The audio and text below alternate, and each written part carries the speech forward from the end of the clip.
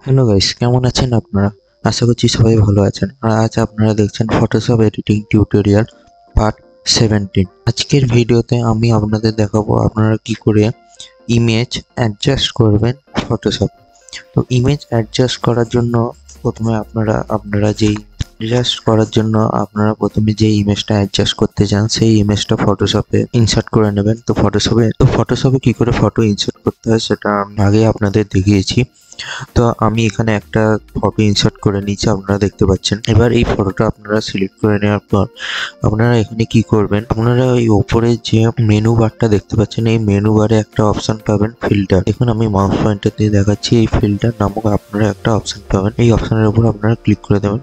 Click করে দেওয়ার পর আপনাদের সামনে আরো কিছু লিস্ট চলে আসবে। যেমন দেখতে পাচ্ছেন এখানে এক্সট্রাক্ট রয়েছে, লিকুইফাই রয়েছে, pattern marker, artistic blur, noise, বিভিন্ন রকমের অপশন রয়েছে।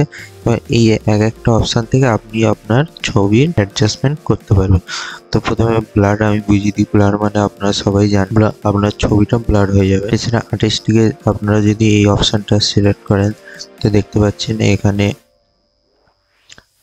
কোন জায়গায় কি কালার ইউজ রয়েছে সেটা আপনারা দেখতে পাচ্ছেন, এবং এখান থেকে চাইলে আপনারা কালারের অ্যাডজাস্টমেন্ট করতে পারবেন। এবং এটা ওকে করলে দেখুন আপনার এখানে যে অরিজিনাল ইমেজটা রয়েছে সেই ইমেজও এর এফেক্ট হবে। তো এটা একটু লোডিং হচ্ছে, লোডিং হয়ে যাওয়ার পর দেখুন একটা ড্রয়িং কালার চলে এলো। এছাড়াও যদি আপনি আরো অন্য রকমের ফিল্টার করতে চান, এখানে আমি এই ফিল্টারটা অপশনটা সিলেক্ট করে নিয়েছি। এটা করার পর আমি এটাকে একটুখানি গাড়িতে দেখুন আমি এটা লোডিং হচ্ছে। দেখুন এটা মানে আর্ট হয়ে গেল, হাতে আঁকা ছবির মতো হয়ে গেল। এছাড়াও এখানে আরো ফিল্টার রয়েছে। আপনি যদি স্কেচ করতে চান কোনো ছবিকে, এখানে দেখুন চারকোল রয়েছে, নোট পেপার রয়েছে। আমি নোট পেপার সিলেক্ট করে নিলাম।